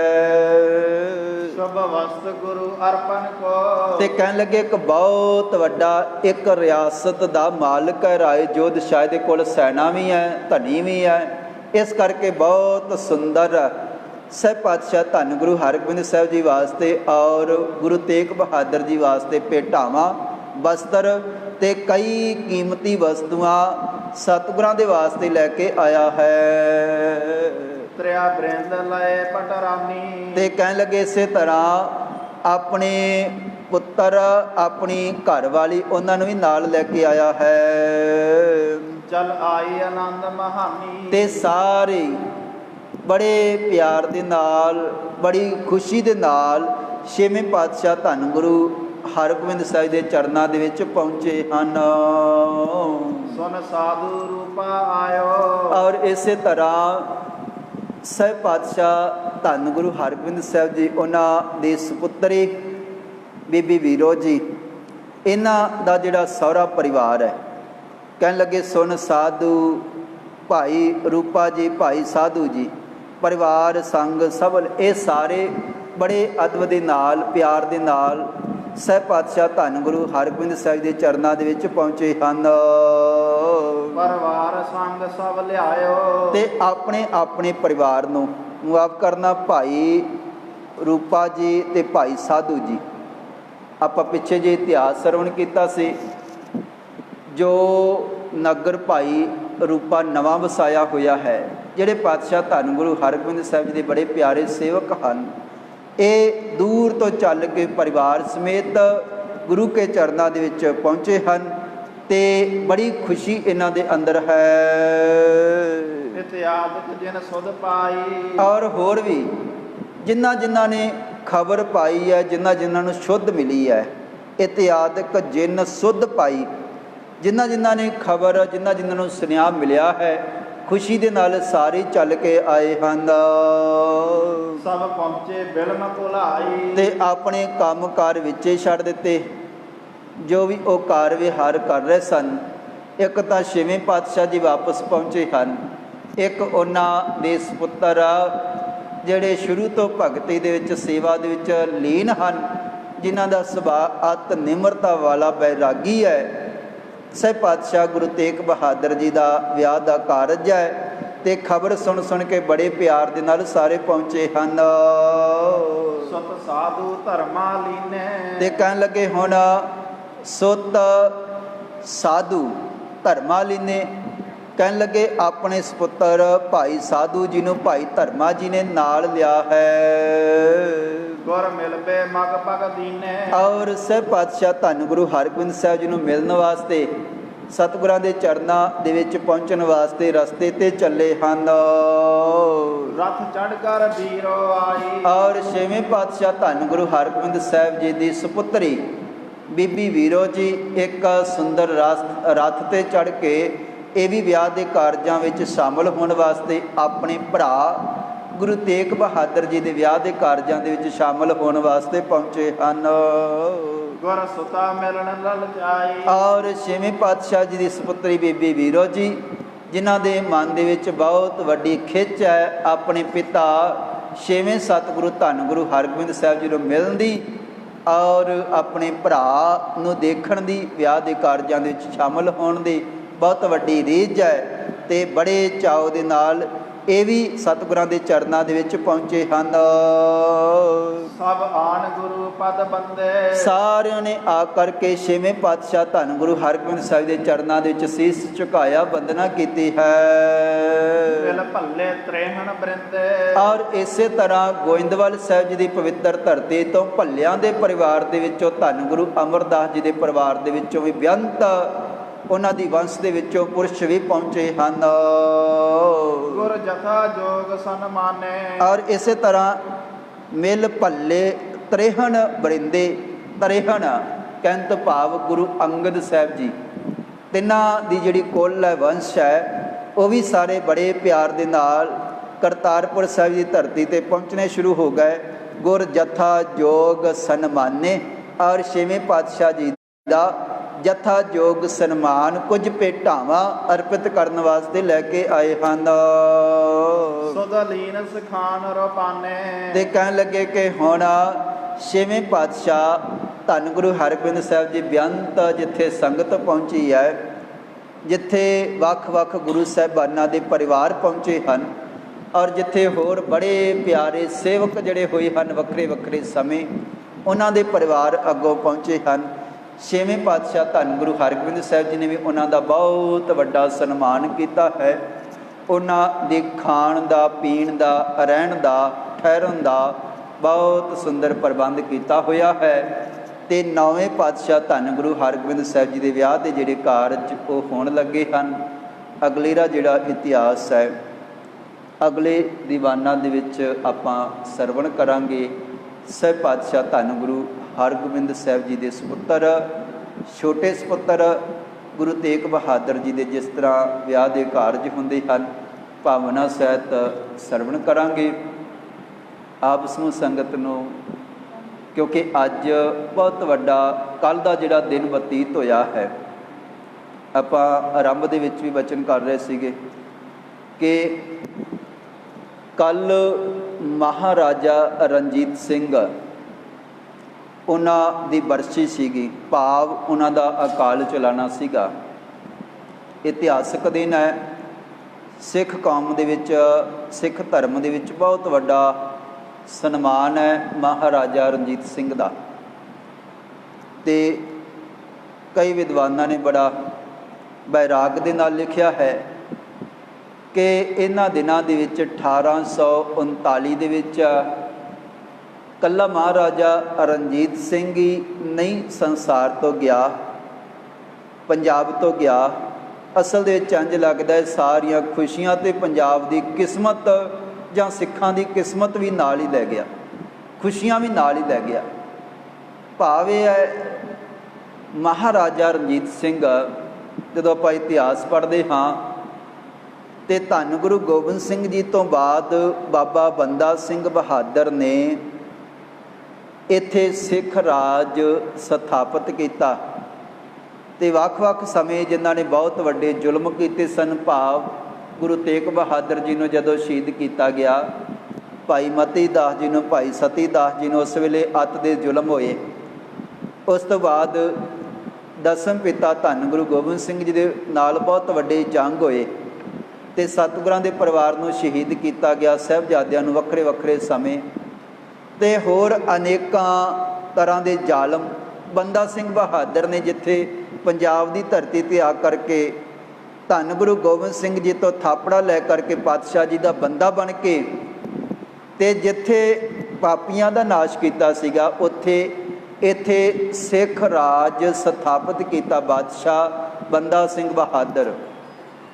ਸਮਾਂ ਬਤੀਤ ਹੋਇਆ, 1716 ਦੇ ਵਿੱਚ ਉਹਨਾਂ ਦੀ ਸ਼ਹਾਦਤ ਹੋ ਜਾਂਦੀ ਹੈ। ਉਹਨਾਂ ਨੇ ਆਪਣੀ ਬਾਦਸ਼ਾਹੀ ਦੇ ਸਮੇਂ ਧੰਨ ਗੁਰੂ ਨਾਨਕ ਸਾਹਿਬ ਜੀ ਦੇ ਨਾਮ 'ਤੇ, ਦਸਮ ਪਿਤਾ ਧੰਨ ਗੁਰੂ ਗੋਬਿੰਦ ਸਿੰਘ ਜੀ ਦੇ ਨਾਮ 'ਤੇ ਸਿੱਕੇ ਚਲਾਏ, ਮੋਹਰਾਂ ਚਲਾਈਆਂ, ਔਰ ਬਹੁਤ ਵੱਡੇ ਕਾਰਜ ਬੰਦਾ ਸਿੰਘ ਬਹਾਦਰ ਨੇ ਕੀਤੇ। ਉਹਨਾਂ ਕਾਰਜਾਂ ਦੇ ਵਿੱਚ ਇੱਕ ਕਾਰਜ ਇਹ ਸੀਗਾ ਕਿ ਉਹਨਾਂ ਨੇ ਆਪਣੀ ਸਰਪ੍ਰਸਤੀ ਸਮੇਂ, ਜਿੱਥੇ ਕੇਵਲ ਉਦੋਂ ਲੋਕ ਜ਼ਮੀਨਾਂ ਵਾਹੁੰਦੇ ਸਨ, ਜ਼ਮੀਨਾਂ ਦੇ ਅਧਿਕਾਰੀ ਨਹੀਂ ਸਨ, ਕੇਵਲ ਵਾਹੁੰਦੇ ਸਨ, ਅਤੇ ਜਿਹੜੇ ਜਾਗੀਰਦਾਰ ਹੁੰਦੇ ਸਨ ਜਾਂ ਜ਼ਮੀਨਾਂ ਦੇ ਮਾਲਕ ਬਾਦਸ਼ਾਹਾਂ ਦੇ ਕੋਲੋਂ ਉਸ ਵੇਲੇ ਜ਼ਮੀਨਾਂ ਲੈ ਕਰਕੇ ਵਾਹੀਆਂ ਜਾਂਦੀਆਂ ਸੀ, ਉਹਨਾਂ ਦੀ ਖੁਸ਼ੀ ਹੁੰਦੀ ਸੀਗੀ, ਉਹ ਆਪਣੀ ਖੁਸ਼ੀ ਦੇ ਮੁਤਾਬਕ ਝੋਲੀ ਦੇ ਵਿੱਚ ਕੁਛ ਪਾ ਦਿੰਦੇ ਸਨ।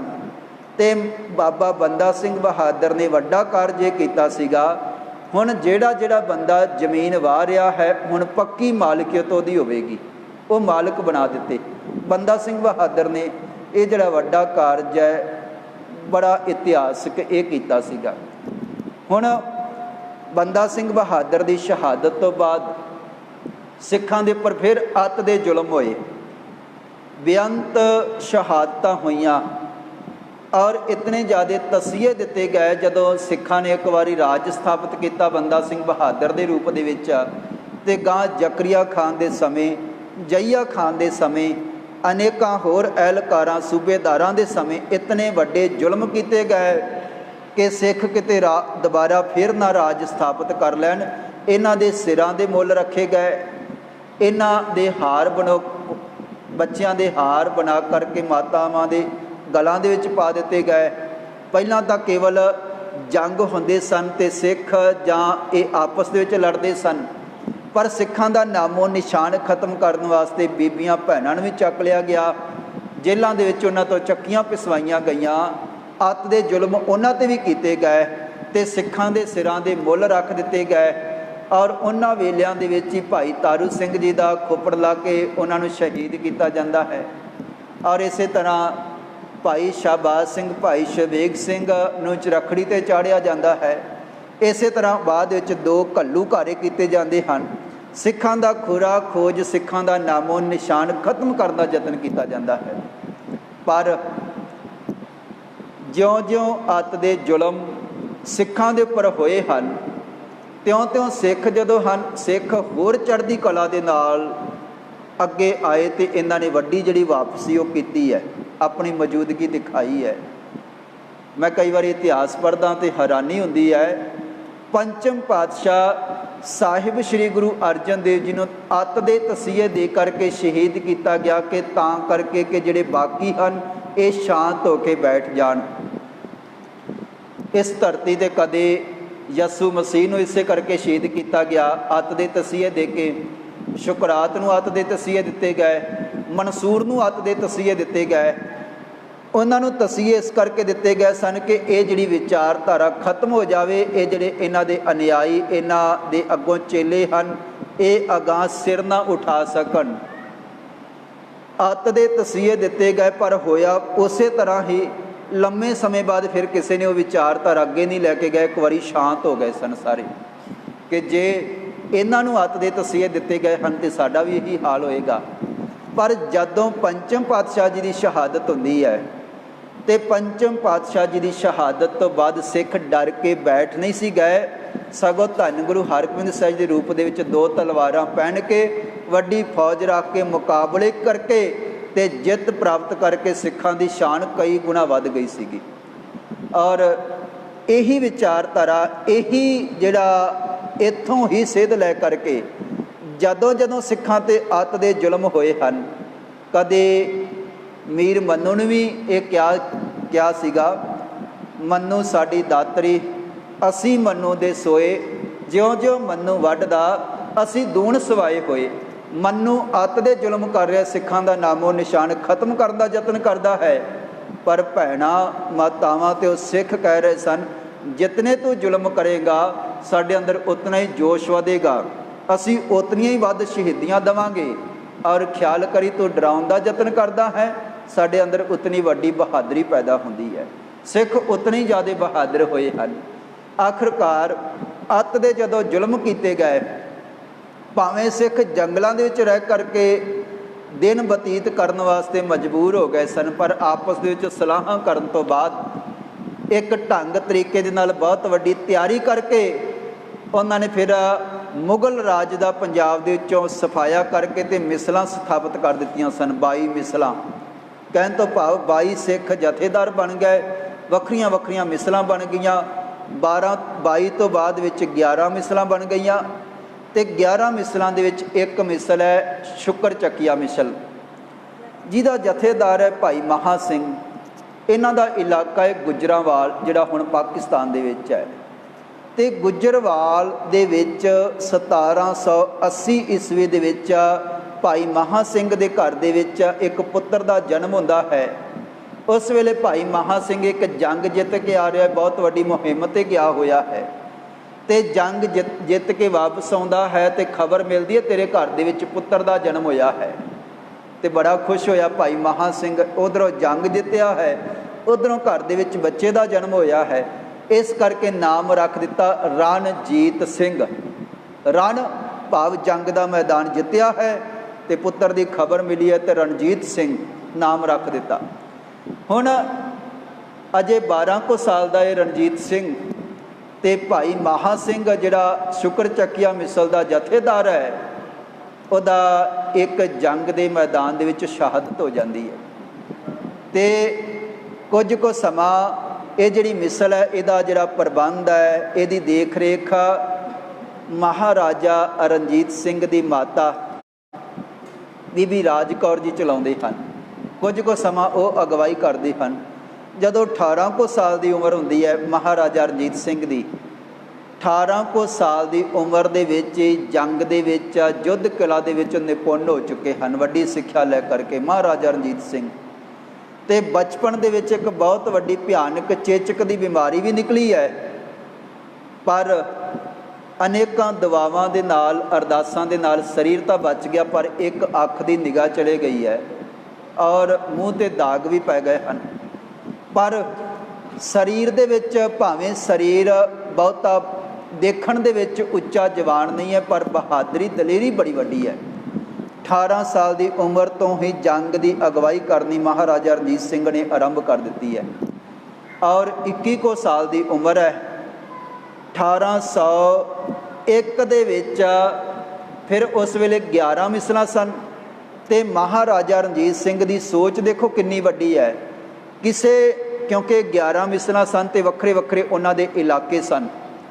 ਮਹਾਰਾਜਾ ਰਣਜੀਤ ਸਿੰਘ ਕਿਸੇ ਦੇ ਨਾਲ ਰਿਸ਼ਤੇਦਾਰੀ ਬਣਾਉਂਦੇ ਹਨ, ਕਿਸੇ ਦੇ ਨਾਲ ਸਮਝੌਤਾ ਕਰ ਲੈਂਦੇ ਹਨ, ਕਿਸੇ ਦੇ ਨਾਲ ਕਈ ਵਾਰੀ ਜੰਗ ਵੀ ਕਰਨਾ ਪਿਆ, ਕਿਸੇ ਦੇ ਨਾਲ ਰਿਸ਼ਤੇਦਾਰੀ ਬਣਾਉਂਦੇ ਹਨ ਅਤੇ ਬੜੀ ਦੂਰ ਅੰਦੇਸੀ ਸੋਚ ਦੇ ਨਾਲ ਸਾਰੀਆਂ ਮਿਸਲਾਂ ਇਕੱਠੀਆਂ ਕਰਕੇ ਅਤੇ ਲਾਹੌਰ ਦੀ ਧਰਤੀ 'ਤੇ ਤਾਜਪੋਸ਼ੀ ਹੁੰਦੀ ਹੈ। 1801 ਦੇ ਵਿੱਚ ਮਹਾਰਾਜਾ ਰਣਜੀਤ ਸਿੰਘ 21 ਸਾਲ ਦੀ ਉਮਰ ਦੇ ਵਿੱਚ ਪੰਜਾਬ ਦਾ ਮਹਾਰਾਜਾ ਬਣ ਜਾਂਦਾ ਹੈ। 21 ਸਾਲ ਦੀ ਉਮਰ ਦੇ ਵਿੱਚ। ਅਤੇ ਆਪਾਂ ਜਦੋਂ ਇਤਿਹਾਸ ਪੜ੍ਹਦੇ ਹਾਂ, ਇਤਨੀ ਦੂਰ ਅੰਦੇਸ਼ੀ ਹੈ, ਇਤਨੀ ਸਿਆਣਪ ਹੈ ਔਰ ਇਤਨੀ ਸਮਝ ਹੈ ਕਿ ਸਾਰਿਆਂ ਨੂੰ ਇੱਕ ਜਗ੍ਹਾ 'ਤੇ ਇਕੱਠੇ ਕਰਨਾ ਸਿੱਖਾਂ ਨੂੰ ਬਹੁਤ ਵੱਡੀ ਗੱਲ ਹੈ। ਇੰਨੀ ਛੋਟੀ ਜਿਹੀ ਉਮਰ ਦੇ ਵਿੱਚ ਇੰਨੇ ਵੱਡੇ ਜਰਨੈਲ, ਵੱਖਰੀਆਂ ਵੱਖਰੀਆਂ ਮਿਸਲਾਂ ਦੇ, ਉਹਨਾਂ ਨੂੰ ਇਕੱਠਿਆਂ ਕਰਨਾ ਕੋਈ ਆਮ ਸਧਾਰਨ ਬੰਦੇ ਦੇ ਵੱਸ ਦੀ ਗੱਲ ਨਹੀਂ ਹੈ। ਆਪਣੇ ਦੇ ਆਖੇ ਤਾਂ ਆਪਣਾ ਪਰਿਵਾਰ ਨਹੀਂ ਲੱਗਦਾ ਹੈ, ਉਹ ਵੀ ਇੰਨੀ ਕੁ ਛੋਟੀ ਉਮਰ ਹੋਵੇ ਜਦੋਂ। ਇਹ ਮਹਾਰਾਜਾ ਰਣਜੀਤ ਸਿੰਘ ਦੀ ਜਿਹੜੀ ਸ਼ਖਸੀਅਤ ਹੈ, ਉਹਨਾਂ ਦੀ ਜਿਹੜੀ ਸਿਆਣਪ ਹੈ, ਸੋਚ ਹੈ ਜਿਹੜੀ, ਇਹ ਉਹਦਾ ਹੀ ਕਾਰਨਾਮਾ ਸੀਗਾ। ਹੁਣ ਉਹਨਾਂ ਨੇ ਆਪਣੀ ਸੋਚ ਦੇ ਨਾਲ ਰਾਜ ਸਥਾਪਿਤ ਕੀਤਾ ਹੈ ਅਤੇ ਫਿਰ 40 ਸਾਲ ਤੱਕ ਰਾਜ ਚਲਾਇਆ ਵੀ ਹੈ। 40 ਸਾਲ ਤੱਕ। ਹੁਣ ਅਤੇ ਜਦੋਂ ਅਸੀਂ ਇਤਿਹਾਸ ਪੜ੍ਹਦੇ ਹਾਂ, ਇਤਨਾ ਖੂਬਸੂਰਤ ਰਾਜ ਚਲਾਇਆ। ਸ਼੍ਰੀ ਹਰਿਮੰਦਰ ਸਾਹਿਬ ਦੇ ਉੱਪਰ ਸੋਨੇ ਦੀ ਸੇਵਾ ਕੀਤੀ ਗਈ ਮਹਾਰਾਜਾ ਰਣਜੀਤ ਸਿੰਘ ਵੱਲੋਂ। ਸੋਹਣੇ ਕਾਰਜ ਸੰਗਮਰਮਰ ਦੀ ਸੇਵਾ ਕੀਤੀ ਗਈ ਹੈ। ਸ਼੍ਰੀ ਹਰਿਮੰਦਰ ਸਾਹਿਬ ਜੀ ਨੂੰ ਹੋਰ ਖੂਬਸੂਰਤ ਬਣਾ ਦਿੱਤਾ ਗਿਆ ਹੈ। ਔਰ ਇਸੇ ਤਰ੍ਹਾਂ ਸਿੱਖ ਧਰਮ ਦੇ ਵਿੱਚ ਭਾਵੇਂ ਬਾਦਸ਼ਾਹ ਬਣ ਗਏ ਹਨ, ਪਰ ਸ਼੍ਰੀ ਅਕਾਲ ਤਖਤ ਸਾਹਿਬ ਜੀ ਦੀ ਸ਼੍ਰੀ ਭਾਈ ਬਾਬਾ ਫੂਲਾ ਸਿੰਘ ਜੀ, ਉਹਨਾਂ ਦਾ ਏਡਾ ਵੱਡਾ ਸਤਿਕਾਰ ਹੈ, ਜਾਂ ਸਿੱਖ ਧਰਮ ਨੂੰ ਇੰਨੇ ਜ਼ਿਆਦਾ ਸਮਰਪਿਤ ਹਨ, ਸਿੱਖ ਮਰਿਆਦਾ ਦੀ ਇੰਨੀ ਕਦਰ ਹੈ ਕਿ ਜੇ ਕਿਤੇ ਆਪ ਤੋਂ ਵੀ ਕੋਈ ਭੁੱਲ ਹੋ ਜਾਂਦੀ ਹੈ ਅਤੇ ਹੱਥ ਜੋੜ ਕੇ ਕੋੜਲਿਆਂ ਦੀ ਜਿਹੜੀ ਸੇਵਾ ਹੈ, ਸਜ਼ਾ ਹੈ, ਤਨਖਾਹ, ਉਹ ਵੀ ਪ੍ਰਵਾਨ ਕਰ ਲੈਂਦੇ ਹਨ। ਜਦੋਂ ਮੋਰਾਂ ਦਾ ਨਾਚ ਦੇਖਦੇ ਹਨ ਅਤੇ ਜੇ ਜਥੇਦਾਰ ਸਾਹਮਣੇ ਕਹਿੰਦਾ ਹੈ ਇਹ ਗਲਤੀ ਹੈ, ਅਤੇ ਰਣਜੀਤ ਸਿੰਘ ਆਖਦਾ ਮੇਰੀ ਭੁੱਲ ਹੈ, ਖਿਮਾ ਕਰੋ, ਜੋ ਸਜ਼ਾ ਲਾਓਗੇ ਮੈਂ ਤਿਆਰ ਹਾਂ, ਅਤੇ ਮਹਾਰਾਜਾ ਰਣਜੀਤ ਸਿੰਘ ਉਹ ਸਜ਼ਾ ਵੀ ਕਬੂਲ ਕਰਦਾ ਹੈ। ਦੇਖੋ ਸਿੱਖ ਮਰਿਆਦਾ ਦਾ, ਸਿੱਖ ਵਿਚਾਰਧਾਰਾ ਦਾ ਕਿੱਡਾ ਵੱਡਾ ਸਨਮਾਨ ਹੈ। ਔਰ ਇੰਨਾ ਖੂਬਸੂਰਤ ਰਾਜ ਸਥਾਪਿਤ ਕੀਤਾ ਹੈ ਕਿ ਕਦੇ ਕਾਲ ਪੈ ਜਾਂਦਾ ਹੈ, ਲੋੜ ਹੁੰਦੀ ਹੈ, ਗਰੀਬ ਭੁੱਖੇ ਮਰਦੇ ਹਨ ਲੋਕ, ਮੀਂਹ ਨਹੀਂ ਪੈਂਦਾ, ਆਪਣੇ ਖਜ਼ਾਨਿਆਂ ਦੇ ਮੂੰਹ ਖੋਲ੍ਹ ਦਿੰਦਾ ਹੈ ਮਹਾਰਾਜਾ ਰਣਜੀਤ ਸਿੰਘ। ਅਤੇ ਇਕੱਲੇ ਖਜ਼ਾਨਿਆਂ ਦਾ ਮੂੰਹ ਹੀ ਨਹੀਂ ਖੋਲ੍ਹਦਾ, ਲੋੜਵੰਦ ਕਿਹੜਾ ਹੈ, ਜਨਤਾ ਨੂੰ, ਪ੍ਰਜਾ ਨੂੰ ਕਿਸ ਚੀਜ਼ ਦੀ ਲੋੜ ਹੈ, ਭੇਸ ਬਦਲ ਕੇ, ਕਮਰ ਕੱਸਾ ਕਰਕੇ, ਸਿਰ 'ਤੇ ਮੁੜਾਸਾ ਕਰਕੇ, ਅਤੇ ਪਿੰਡਾਂ ਦੇ ਵਿੱਚ, ਨਗਰਾਂ ਦੇ ਵਿੱਚ ਖੁਦ ਫਿਰਦਾ ਹੈ ਅਤੇ ਇਕੱਲੇ ਦੀ ਪਰੇਸ਼ਾਨੀ ਸਮਝਦਾ ਹੈ। ਇੱਕ ਵਾਰੀ ਇੱਕ ਬਜ਼ੁਰਗ ਦੀ ਵੱਡੀ ਜਿਹੜੀ ਪੰਡ ਸੀਗੀ ਅਨਾਜ ਦੀ, ਚੁੱਕ ਕੇ ਮਹਾਰਾਜਾ ਰਣਜੀਤ ਸਿੰਘ ਭੇਸ ਬਦਲ ਕੇ ਉਹਦੇ ਘਰ ਦੇ ਵਿੱਚ ਛੱਡ ਕੇ ਆਉਂਦਾ ਹੈ। ਅਤੇ ਜਦੋਂ ਬਜ਼ੁਰਗ ਨੂੰ ਪਤਾ ਲੱਗਦਾ ਕੌਣ ਹੈ ਭਾਈ ਇੰਨਾ ਭਲਾ ਆਦਮੀ, ਅਤੇ ਕਹਿਣ ਲੱਗਾ ਮੈਂ ਤੁਹਾਡਾ ਸੇਵਾਦਾਰ ਰਣਜੀਤ ਸਿੰਘ। ਉਹ ਬਾਪੂ ਕਹਿੰਦਾ ਮਹਾਰਾਜਾ ਰਣਜੀਤ ਸਿੰਘ? ਕਹਿਣ ਲੱਗਾ ਨਹੀਂ, ਦਾਸ ਰਣਜੀਤ ਸਿੰਘ। ਦੇਖੋ ਇੰਨੀ ਵੱਡੀ ਨਿਮਰਤਾ ਹੈ ਮਹਾਰਾਜਾ ਰਣਜੀਤ ਸਿੰਘ ਦੇ ਵਿੱਚ। ਅਸੀਂ ਅੰਮ੍ਰਿਤ ਵੇਲੇ ਵੀ ਬਚਨ ਕੁਝ ਸਾਂਝੇ ਕਰ ਰਹੇ ਸੀ। ਜਦੋਂ ਵੀ ਜਿਸ ਧਰਮ ਵਾਲਿਆਂ ਦਾ ਰਾਜ ਆਇਆ ਹੈ, ਉਹਨਾਂ ਨੇ ਕੇਵਲ ਆਪਣੇ ਧਰਮ ਨੂੰ ਹੀ ਅੱਗੇ ਲਿਆਂਦਾ ਹੈ। ਪਰ ਮਹਾਰਾਜਾ ਰਣਜੀਤ ਸਿੰਘ ਐਸੇ ਬਾਦਸ਼ਾਹ ਹੋਏ ਹਨ ਜਿਨ੍ਹਾਂ ਨੇ ਹਿੰਦੂ ਧਰਮ ਦਾ ਵੀ ਕਦਰ ਕੀਤਾ, ਸਤਿਕਾਰ ਕੀਤਾ ਹੈ, ਔਰ ਇਸਲਾਮ ਧਰਮ ਦਾ ਵੀ।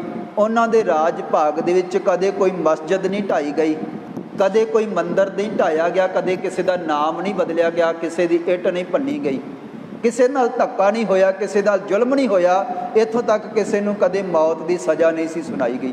ਇੰਨਾ ਸੋਹਣਾ, ਇੰਨੀ ਇਮਾਨਦਾਰੀ ਨਾਲ ਇੰਨਾ ਚੰਗਾ ਰਾਜ ਮਹਾਰਾਜਾ ਰਣਜੀਤ ਸਿੰਘ ਨੇ ਚਲਾਇਆ ਹੈ।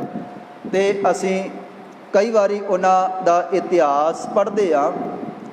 ਇੰਨੇ ਗੁਣ, ਇੰਨੀ ਨਿਮਰਤਾ। ਜਦੋਂ ਵੀ ਕਿਸੇ ਮੁਹਿੰਮ 'ਤੇ ਜਾਣਾ ਹੈ, ਜੰਗ ਯੁੱਧ 'ਤੇ ਜਾਣਾ ਹੈ, ਅਤੇ ਪਹਿਲਾਂ ਧੰਨ ਗੁਰੂ ਗ੍ਰੰਥ ਸਾਹਿਬ ਦੇ ਚਰਨਾਂ ਦੇ ਵਿੱਚ ਅਰਦਾਸ ਹੋਣੀ, ਕੜਾਹ ਪ੍ਰਸ਼ਾਦ ਦੀ ਦੇਗ ਤਿਆਰ ਹੋਣੀ, ਹੁਕਮਨਾਮੇ ਤੋਂ ਬਾਅਦ ਮਹਾਰਾਜਾ ਰਣਜੀਤ ਸਿੰਘ ਨੇ ਫਿਰ ਚੜ੍ਹਾਈ ਕਰਨੀ ਅਤੇ ਫਿਰ ਕਦੇ ਪਿੱਛਾ ਭੌਂਕੇ ਨਹੀਂ ਦੇਖਣਾ। ਔਰ ਸਾਰੇ ਜਰਨੈਲਾਂ ਨੂੰ ਹਰੀ ਸਿੰਘ ਨਲੂਏ ਵਰਗੇ, ਅਕਾਲੀ ਫੂਲਾ ਸਿੰਘ, ਸ਼ਾਮ ਸਿੰਘ ਅਟਾਰੀ ਵਰਗੇ, ਰਾਮਗੜੀਏ ਸਰਦਾਰ, ਅਨੇਕਾਂ ਹੋਰ ਸਾਰਿਆਂ ਨੂੰ ਨਾਲ ਲੈ ਕੇ ਚੱਲਦਾ ਹੈ ਮਹਾਰਾਜਾ ਰਣਜੀਤ ਸਿੰਘ। ਤਖਤ ਰਾਜਾ ਸੋ ਬਹਿ ਜੇ ਤਖਤੇ ਲਾਇਕ ਹੋਈ, ਜਿਨੀ ਸੱਚ ਪਛਾਣਿਆ ਸੱਚ ਰਾਜੇ ਸਈ। ਤਖਤ ਦੇ ਉੱਪਰ ਰਾਜਾ ਉਹ ਬਹਿਣਾ ਚਾਹੀਦਾ ਜਿਹਦੇ ਅੰਦਰ ਗੁਣ ਵੀ ਹੋਣ ਰਾਜ ਭਾਗ ਚਲਾਉਣ ਦੇ, ਅਤੇ ਜਿਹਨੇ ਸੱਚ ਨੂੰ ਪਛਾਣਿਆ, ਅਸਲ ਦੇ ਵਿੱਚ ਰਾਜਾ ਹੀ ਉਹ ਹੈ। ਅਤੇ ਮਹਾਰਾਜਾ ਰਣਜੀਤ ਸਿੰਘ ਦੇਖੋ, ਜਦੋਂ ਜਦੋਂ ਲੋੜ ਪੈਂਦੀ ਹੈ, ਅਸਲ ਦੇ ਵਿੱਚ ਰਾਜਾ ਉਹ ਹੈ ਜਿਹੜਾ ਜਨਤਾ ਦੇ ਕੰਮ ਆਵੇ, ਰਾਜਾ ਉਹ ਹੈ। ਜਦੋਂ ਲੋੜ ਪੈਂਦੀ ਹੈ, ਮਹਾਰਾਜਾ ਰਣਜੀਤ ਸਿੰਘ ਆਪਣੇ ਖਜ਼ਾਨਿਆਂ ਦੇ ਔਰ ਅਨਾਜ ਦੇ, ਵਸਤੂਆਂ ਦੇ ਦੁਆਰੇ ਸਾਰੇ ਖੋਲ੍ਹ ਦਿੰਦਾ ਹੈ ਫਰੀ ਦੇ ਵਿੱਚ। ਸਰਕਾਰਾਂ ਤਾਂ ਅੱਜ ਵੀ ਕੰਮ ਕਰਦੀਆਂ ਹਨ, ਅੱਜ ਵੀ, ਪਰ ਦੇਖੋ ਜਦੋਂ ਲੋੜ ਪੈਂਦੀ ਹੈ, ਅੱਜ ਵੀ ਸਾਰਿਆਂ ਦੇ ਕੰਮਕਾਰ ਰੁਕੇ ਹੋਏ ਹਨ। ਅਤੇ ਕਿਹਨੂੰ ਦੇਖੋ, ਸਗੋਂ ਹੀ ਕਈ ਚੀਜ਼ਾਂ ਸਗੋਂ ਹੀ ਮਹਿੰਗੀਆਂ ਕਰ ਦਿੱਤੀਆਂ ਜਾਂਦੀਆਂ ਹਨ। ਇਹ ਰਾਜਾ ਹੀ ਹੈ। ਰਾਜਾ ਜਿਹੜਾ ਹੈ ਉਹ ਭਲਾ ਸੋਚਦਾ। ਅਸਲ ਦੇ ਵਿੱਚ ਤਖਤ ਦੇ ਉੱਪਰ ਬਹਿਣ ਦਾ ਹੱਕਦਾਰ ਵੀ ਉਹੀ ਹੈ ਜਿਹੜਾ ਜਨਤਾ ਦਾ ਭਲਾ ਸੋਚੇ, ਜਨਤਾ ਦਾ ਭਲਾ ਕਰਦਾ ਹੋਵੇ। ਮਹਾਰਾਜਾ ਰਣਜੀਤ ਸਿੰਘ ਨੇ ਬਹੁਤ ਵੱਡਾ ਇੱਥੇ ਰਾਜ ਸਥਾਪਿਤ ਕੀਤਾ, ਦਿੱਲੀ ਤੋਂ ਲੈ ਕਰਕੇ ਅਫਗਾਨਿਸਤਾਨ ਤੱਕ, ਔਰ ਬਹੁਤ ਵੱਡਾ 5 ਦਰਿਆਵਾਂ ਦੇ ਉੱਪਰ ਵੱਡਾ ਕਬਜ਼ਾ ਹੈ। ਜਦੋਂ ਤੱਕ ਮਹਾਰਾਜਾ ਰਣਜੀਤ ਸਿੰਘ ਦੀ ਸਰਪ੍ਰਸਤੀ ਰਹੀ ਹੈ, ਜਦੋਂ ਤੱਕ ਉਹਨਾਂ ਨੇ ਅਗਵਾਈ ਕੀਤੀ ਹੈ, ਜਦੋਂ ਤੱਕ ਉਹ ਅੱਗੇ ਲੱਗ ਕੇ ਚੱਲੇ ਹਨ, ਭਾਵੇਂ ਅੰਗਰੇਜ਼ਾਂ ਦਾ ਰਾਜ ਭਾਰਤ ਦੇ ਦੂਜੇ ਕੋਨੇ ਦੇ ਵਿੱਚ 100 ਸਾਲ ਪਹਿਲਾਂ ਆ ਗਿਆ ਹੈ, ਪਰ ਜਦੋਂ ਤੱਕ ਸਿੱਖ ਇੱਥੇ ਅਣਖੀ ਜਿਉਂਦੇ ਸਨ, ਸ਼ਸਤਰ ਬੰਦ ਸਨ, ਤਿਆਰ ਬਰ ਤਿਆਰ ਸਨ, ਅੰਗਰੇਜ਼ਾਂ ਨੇ ਸਾਰਾ ਜ਼ੋਰ ਲਾ ਲਿਆ ਪਰ ਪੰਜਾਬ ਦੇ ਉੱਪਰ ਕਬਜ਼ਾ ਨਹੀਂ ਕਰ ਸਕੇ। ਉਹ ਪੰਜਾਬ ਦੇ ਵਿੱਚ ਆ ਨਹੀਂ ਸਕੇ ਜਦੋਂ ਤੱਕ ਮਹਾਰਾਜਾ ਰਣਜੀਤ ਸਿੰਘ ਤਿਆਰ ਬਰ ਤਿਆਰ ਸੀਗਾ। ਅਤੇ ਕਈ ਵਾਰੀ ਬੜੀ ਇਹ ਨਮੋਸ਼ੀ ਹੁੰਦੀ ਹੈ, ਹੈਰਾਨੀ ਹੁੰਦੀ ਹੈ ਕਿ ਸਿੱਖਾਂ ਦਾ ਬਾਦਸ਼ਾਹ ਮਹਾਰਾਜਾ ਰਣਜੀਤ ਸਿੰਘ 1839 ਦੇ ਵਿੱਚ, ਕੱਲ੍ਹ ਵਾਲੇ ਦਿਨ ਉਹਨਾਂ ਦਾ ਸੰਸਕਾਰ ਹੁੰਦਾ ਹੈ। ਅਤੇ ਜਦੋਂ ਮਹਾਰਾਜਾ ਰਣਜੀਤ ਸਿੰਘ ਸੰਸਾਰ ਤੋਂ ਜਾਂਦਾ ਹੈ, ਅਤੇ ਪੰਜਾਬ ਦੀ ਕਿਸਮਤ, ਪੰਜਾਬ ਦਾ ਜਿਹੜਾ ਭਵਿੱਖ ਹੈ, ਜਾਂ ਪੰਜਾਬ ਦੀ ਜਿਹੜੀ ਆਜ਼ਾਦੀ ਹੈ, ਅਣਖ ਹੈ। ਮੈਂ ਅੰਮ੍ਰਿਤ ਵੇਲੇ ਵੀ ਬੇਨਤੀ ਕਰ ਰਿਹਾ ਸੀਗਾ ਕਿ ਦੇਖੋ, ਜਦੋਂ ਬੰਦੇ ਦੀ ਨੀਅਤ ਸਾਫ਼ ਹੋਵੇ, ਅਗਵਾਈ ਕਰਨ ਵਾਲਾ ਕੇਵਲ ਆਪਣਾ ਨਾ ਸੋਚਦਾ ਹੋਵੇ, ਆਪਣੇ ਪਰਿਵਾਰ ਦਾ ਨਾ ਸੋਚਦਾ ਹੋਵੇ, ਜਦੋਂ ਤੱਕ ਉਹਦੀ ਨੀਅਤ ਸਾਫ਼ ਹੋਵੇ ਅਤੇ ਜਦੋਂ ਸਾਰਿਆਂ ਨੂੰ ਨਾਲ ਲੈ ਕੇ ਚੱਲਦਾ ਹੋਵੇ, ਖਿਆਲ ਕਰਨਾ ਉਦੋਂ ਰਾਜ ਭਾਗ ਨਾ ਵੀ ਹੋਵੇ ਤੇ ਬਣ ਜਾਂਦੇ ਹਨ, ਸਥਾਪਿਤ ਹੋ ਜਾਂਦੇ ਹਨ। ਪਰ ਜਦੋਂ ਕੋਈ ਵਿਕ ਜਾਵੇ, ਜਦੋਂ ਕੋਈ ਗਦਾਰ ਹੋ ਜਾਵੇ, ਜਦੋਂ ਕੋਈ ਕਿਸੇ ਦੇ ਨਾਲ ਅੰਦਰ ਖਾਤੇ ਰਲ ਜਾਵੇ, ਇਕੱਲਾ ਪਹਿਰਾਵੇ ਦਾ ਧਰਮੀ ਰਹਿ ਜਾਵੇ, ਉਦੋਂ ਫਿਰ ਬਣੇ ਹੋਏ ਜਿਹੜੇ ਰਾਜ ਭਾਗ ਹਨ ਉਹ ਵੀ ਕਾਇਮ ਨਹੀਂ ਰਹਿੰਦੇ। ਭਾਵੇਂ ਬਣਿਆ ਰਾਜ ਭਾਗ ਹੋਵੇ, ਉਦੋਂ ਉਹ ਵੀ ਚਲੇ ਜਾਂਦੇ ਹਨ। ਮਹਾਰਾਜਾ ਰਣਜੀਤ ਸਿੰਘ 1839 ਈਸਵੀ ਦੇ ਵਿੱਚ ਸੰਸਾਰ ਤੋਂ ਜਾਂਦਾ ਹੈ, ਪਰ 1846 ਦੇ ਵਿੱਚ ਅੰਗਰੇਜ਼ ਫਿਰ ਸਭਰਾਵਾਂ ਦੀ ਧਰਤੀ 'ਤੇ ਸਿੱਖ ਜਿਹੜੇ ਸਨ ਉਹ ਵਿਕ ਗਏ। ਧਿਆਨ ਸਿੰਘ ਵਰਗੇ, ਡੋਗਰੇ, ਤੇਜਾ ਸਿੰਘ ਵਰਗੇ, ਲਾਲ ਸਿੰਘ ਵਰਗੇ ਗਦਾਰ ਹੋ ਗਏ। ਸਿੱਖ ਆਪਸ ਦੇ ਵਿੱਚ ਪਾੜ ਗਏ।